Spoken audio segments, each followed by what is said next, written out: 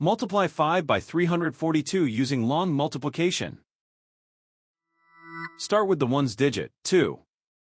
2 times 5 is 10. The first partial product is 10. Now use the tens digit, 4. Start one place to the left. 4 times 5 is 20.